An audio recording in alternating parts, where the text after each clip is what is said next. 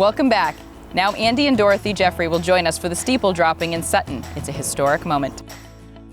Well, today's the day we're lifting the top third portion of the steeple of the meeting house off its perch and bringing it down to the ground where we can restore it. The project that we're working on is restoring the entire meeting house steeple, and we're privileged to have been awarded an L-chip grant to help us finance this. And this is roughly the midpoint of the operation. We've taken everything off that we can, and now we're removing the top third and are going to put it down just over yonder.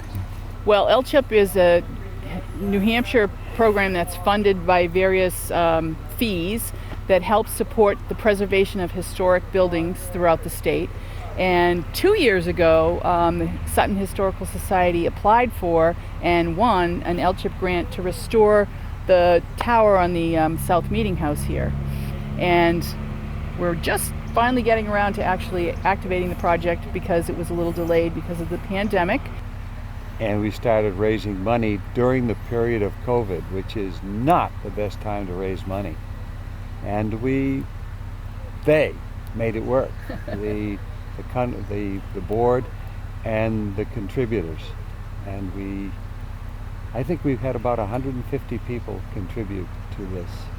This building was built in 1839 on the site of the original meeting house that was built in 1798.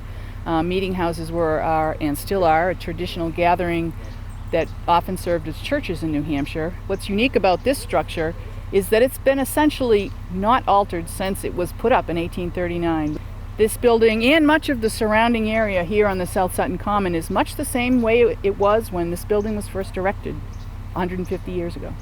Under the guidance of Burlington Builders, who was our contractor, we had 7 custom blades created so that the siding and the trim would match identically to the siding and trim that is being restored. Well, the Sutton Historical Society is an organization that's here in town to help preserve and maintain the history of the town of Sutton, which is very rich, as you can tell by looking around. Not just the buildings and structures, but also the people and the culture. And it's very important to the town to maintain these aspects. In fact, it's a big part of the town's master plan. And so the Historical Society's mission is to make sure that we are fulfilling those desires of the town to keep our culture and connect from the past to the future. And we'd like to have future generations be able to see and appreciate part of our past. And to that end, we've been fundraising to make sure that we could accomplish these projects, because it's unique that the Sutton Historical Society owns several historical buildings in this town. Ordinarily, the towns own them, and the Historical Society is the agent of the town and just maintains them or runs programs in them or uses them as a museum. We own these buildings, and we're responsible for making sure that they're maintained appropriately. And accordingly, one of the criteria for the L-chip program isn't just to fund the project to put the Band-Aid on the building. They want you to put a restoration fund together so that you can be responsible for taking care of the maintenance of these wonderful properties moving on into the future.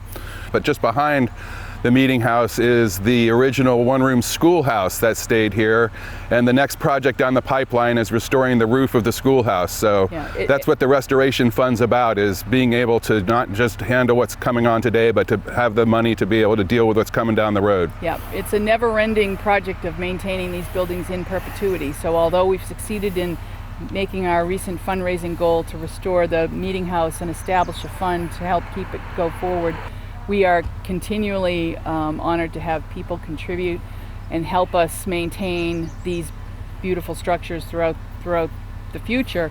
And it's particularly important because as a small private volunteer organization, we don't have deep pockets, and we rely on the generosity of our donors in our community. Well, and just in the past week, we've had volunteers that range from students from the Kearsarge school system, graduates from the Kearsarge school system, and just citizens help pitch in to paint all the siding that's going to be replacing this. So it's not just been people's financial contribution, but they put in their own sweat equity as well. Right. And we'd like to say that so has our main contractor, Nate Burrington and Burrington Builders. he has donated a lot of his time with his family in helping, whether painting or we had a tree that needed to be removed. So this isn't just about raising finances, it's also about sweat equity and volunteers, and we appreciate both. We'd welcome you to go to our website where you can learn how to help out our situation, and also to see the progress of our efforts and to learn more about some of the other programs we're offering. Later on this summer, we're going to try to give back to our generous donors, and we've got an exciting new plan for Sutton Old Home Day 2021. So stay tuned. Thank you, Dorothy and Andy. It sounds great as we watch the Sutton steeple and the whole project continue to grow. When we come back, Scott Reed of the New London Inn in Pleasant Lake Inn will tell us about how they emerged from COVID and how they're moving ahead to serve up sumptuous meals.